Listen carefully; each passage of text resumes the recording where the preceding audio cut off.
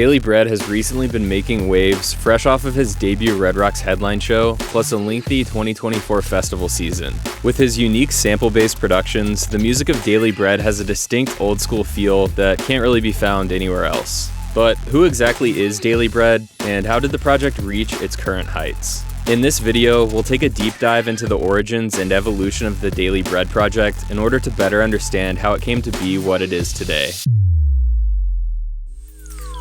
Daily Bread is the solo project of Rhett Whatley, hailing from Snellville, Georgia, on the outskirts of East Atlanta. Rhett's parents exposed him to a lot of country western and classic rock growing up.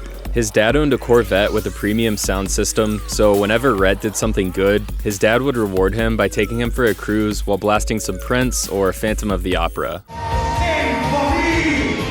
By the 4th or 5th grade, he took up playing drums, and he got lessons from one of his high school teachers who offered free lessons to students who would show up to school early. This was the beginning of his earliest involvement with music, but it was far from his only interest. In 6th grade, he began wakeboarding after one of his neighbors won a wakeboard from a catalog, so he asked them if he could try it out. They took him out on their boat, and he was able to get up on his first try. This marked the beginning of a long-time relationship he would have with the water sport, and he began to hone in his skills by attending summer camps at Hanson's World Wakeboard Center. He even competed in the 2003 WWA Wakeboard World Championship in Orlando when he was about 15 years old, coming in 4th place in his group for the junior men's quarterfinals.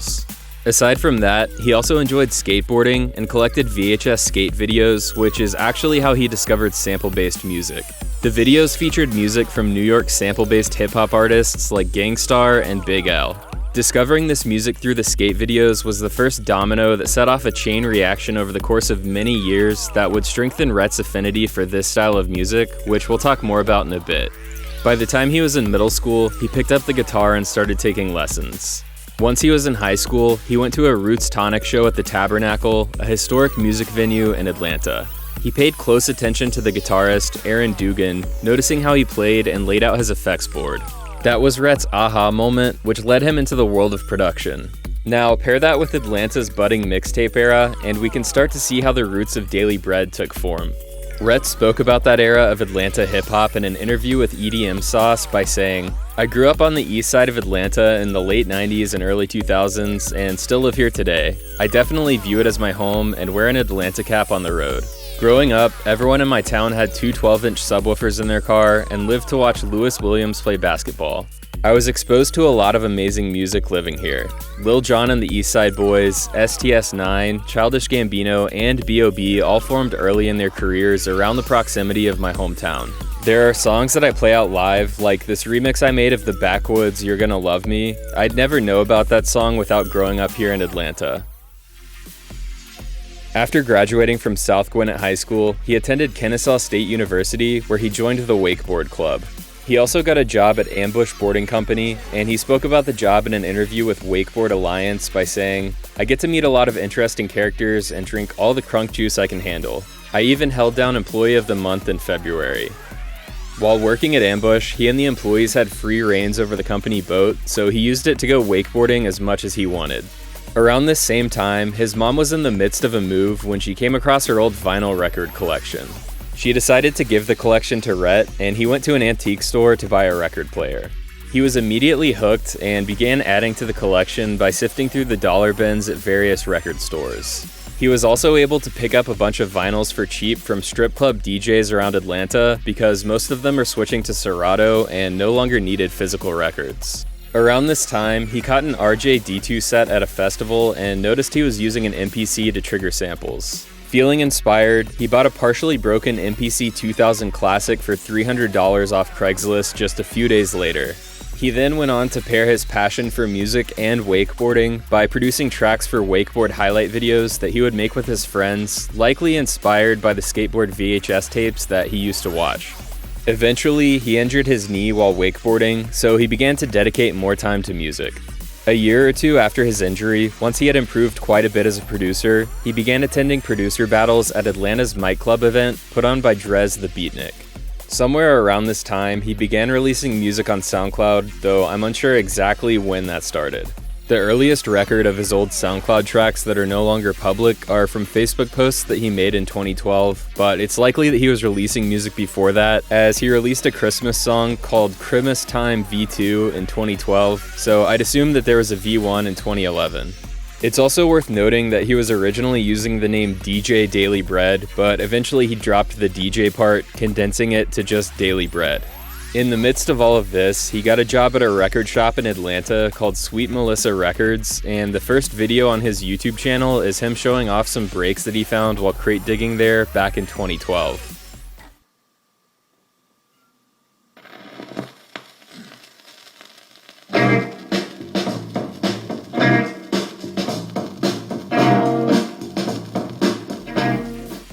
He started officially releasing music beyond just SoundCloud in 2014, but he had already been producing for roughly 7 years by that point. He credits artists like Pretty Lights, Michael Menert, and Elliot Lipp as inspiration for the Daily Bread sound. A little while after he began releasing music on SoundCloud, he came across an interview of Jordan Wingler, the founder of Philos Records. That's when he realized that Philos would be the perfect home for Daily Bread, so he sent Jordan Wingler a letter. This led to the debut Daily Bread album, called Out There, being released on Philos in late 2014. That was the same year he began performing live, mostly as support for local shows in Atlanta. However, the following year in 2015, bigger opportunities poured in, like festival slots at Imagine, Counterpoint, Zen Awakening, Euphoria, Atlanta's own Sweetwater 420 Fest, plus opening for Pretty Lights in Nashville, a Grizz after party, as well as playing a few fraternity parties at the University of Georgia. This is how we do it for the dogs! Go, Georgia! Woo! He also launched a new side project alongside one of his collaborators, Just Sean, with the new duo being called The Lookouts. So by this point, the Daily Bread name was starting to spread throughout the Southeast, and he added fuel to the fire when he released his second album with Philos, called The Darkness Before Dawn, in September of that year. He was still working at Sweet Melissa Records during this time, and there's a pretty interesting story regarding that. Rhett spoke about this in an interview with EDM Identity where he said, "I met Big Crit in 2015 while working at a record store north of Atlanta called Sweet Melissa Records. I gave him a pile of breaks, some soul samples, and a copy of my EP, Darkness Before Dawn. I told him one day I'd see him outside the record shop.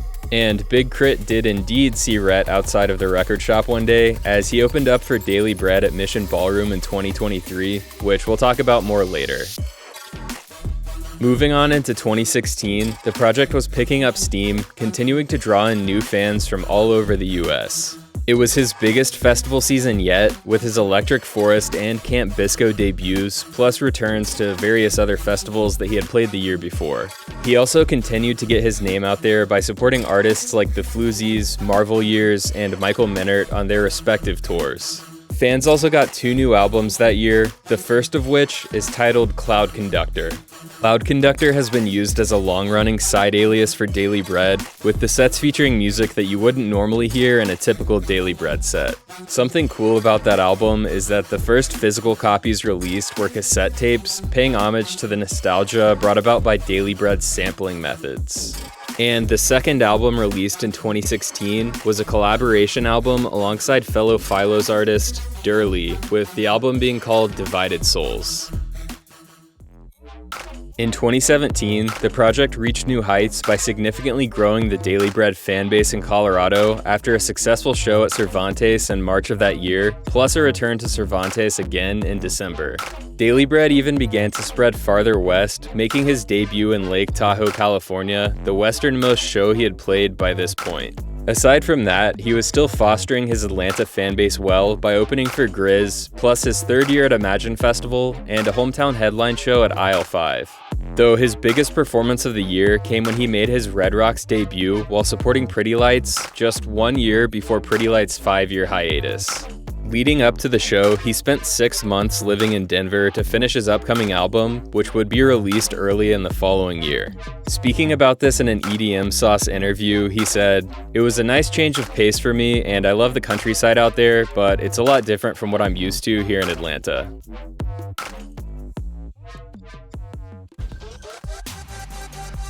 Daily Bread kicked off 2018 by going on an 11-date Colorado tour as support for the Floozies, followed by the release of his newest album in early February, called On the Daily. He also released a second album later on that year, a collaboration album with fellow Philos artist STS called Edgewood and Boulevard. 2018 was also a heavy touring year, performing as support for Manic Focus, Michael Menert, Papadosio, STS9, Lettuce, and Russ Liquid. Plus, he got to open for one of his earliest influences, RJD2, for a hometown show in Atlanta. That same year, he also played a handful of back-to-back sets with fellow labelmate Artifacts. Some of his key festival highlights for 2018 included a return to Electric Forest, as well as a set at Sonic Bloom. He also dropped some Daily Bread USBs, which contain over 100 exclusive beats and remixes created over the past 10 years, and after that, he closed out the year with a headline set at Zydeco in Birmingham, Alabama. Moving on into 2019, Daily Bread had quite the year, with his biggest ever headline show in Denver, plus headline shows in Baltimore, Atlanta, and Birmingham, as well as a 6-date co-headline tour alongside Late Night Radio. On top of that, he supported Break Science on their Colorado tour, plus more festival appearances at Sweetwater 420, Sonic Bloom, Disc Jam, and DOS Energy, just to name a few. His next album was released that summer, called Navigator Standby, followed by the introduction of a new event concept, Bread and Breakfast. Bread and Breakfast featured a Daily Bread-inspired menu from Denver food vendor The Land Shark, and fans got to enjoy their breakfast alongside a unique set from Daily Bread featuring B-sides, rarities, and unreleased tracks. He spoke about this in his interview with EDM Sauce, where he said, "The genesis of the bread and breakfast idea came from two people, Taylor and Juanita, who had the idea to bring DB fans together one morning and cook a big breakfast out on the lot. We massaged the original idea a bit and were able to eventually make it official with Sonic Bloom organizers, so we teamed up with Landshark Food Truck based in Denver and designed breakfast menu items based off of DB's song titles.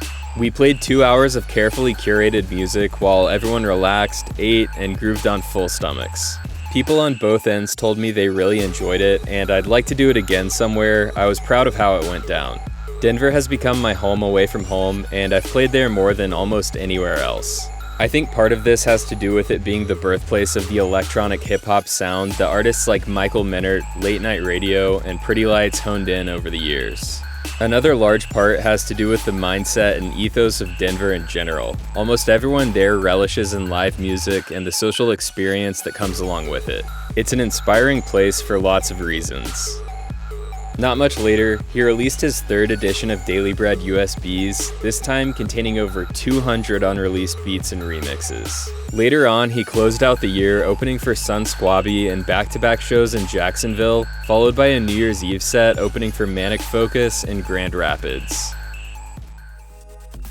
He continued on into 2020 as tour support for Manic Focus and Mersive on their co-headline tour, followed by a headline show in Boone, North Carolina, plus a set at Jim and Jam in Arizona. He had a lot of other shows and festival appearances planned for the rest of the year, but unfortunately, those plans were shelved due to COVID-19. However, like most artists, he adapted by playing some live stream sets, including 3 virtual renditions of Bread and Breakfast, plus a drive-in show with Grammatic and Closey in Atlanta later in the year. Fans also got to hear plenty of new Daily Bread tunes, with the release of 3 singles, plus the re-entry EP and Purple Clouds EP. In 2021, things started to ramp back up, with 2 Daily Bread headline shows at Mishawaka Amphitheater, plus another drive-in show in Atlanta with Big Gigantic. His Bread and Breakfast event made a return with another virtual stream in May, plus the second ever in-person Bread and Breakfast in Atlanta in September. He also made his Sewanee Halloween debut, plus shows in Tampa, Atlanta, Charlotte, St. Louis, Denver, and Baltimore. On top of all of that, he closed out 2021 by ringing in the new year in Detroit alongside his friend Late Night Radio.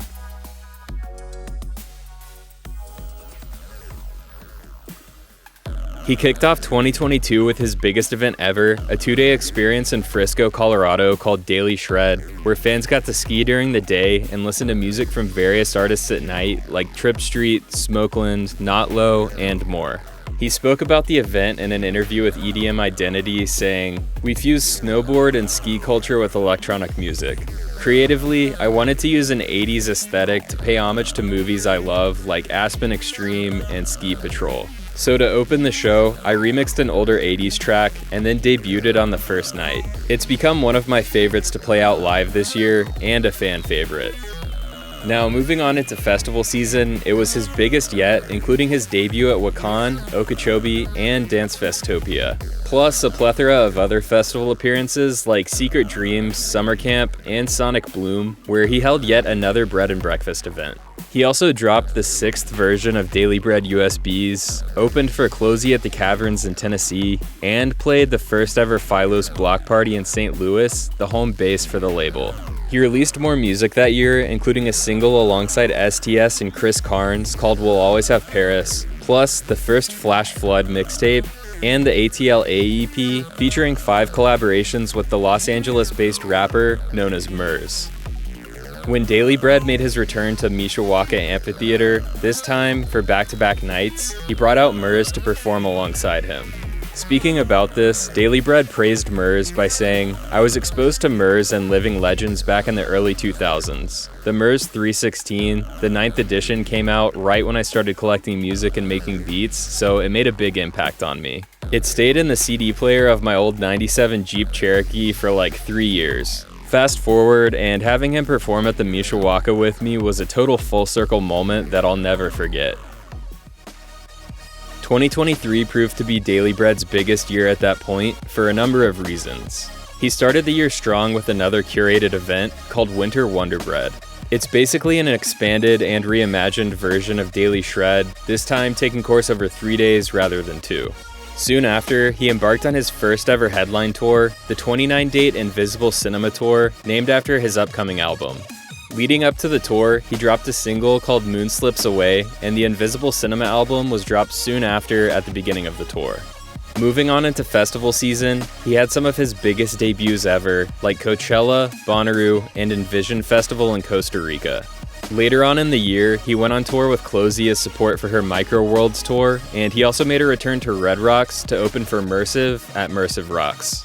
In the fall, he got to play at Grizz's Ursa Major event, though just 1 week before, the biggest ever Daily Bread headline show took place at Mission Ballroom called Daily Bread Presents Cinema in the Sky.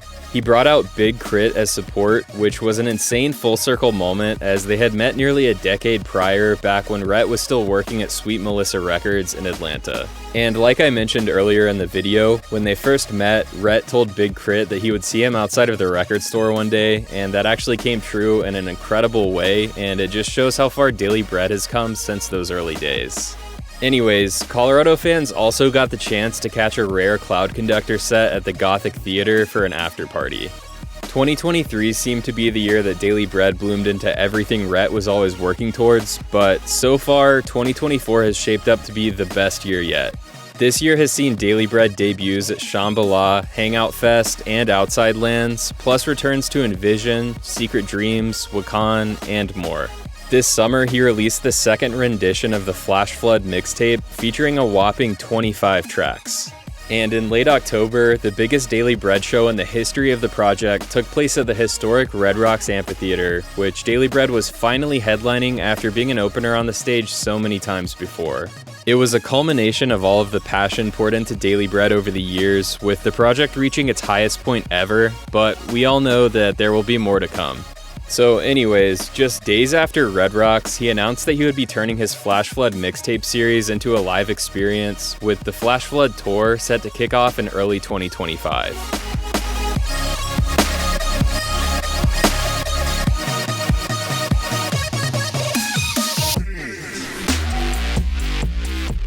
I think the story of Daily Bread is fascinating because of its continuity over the years, dating all the way back to Rhett's fascination with vinyl from a fairly early age. It's cool to see how something he latched onto so long ago has remained a major part of his life and grown into something huge, becoming one of the finest purveyors of sample-based electronic music. On top of that, his former involvement with wakeboarding is pretty interesting, and I always find it cool when you learn that an artist has an entirely different skill set and passion from what they're actually known for. Anyways, I think it's fair to say that the Daily Bread project is pretty unique, as it takes a far less common approach to the creation process, which fans are really starting to catch on to en masse. Daily Bread's notoriety has reached its highest point thus far in recent years, but I think it's safe to say that the project will continue to evolve and surprise fans in new ways as time goes on.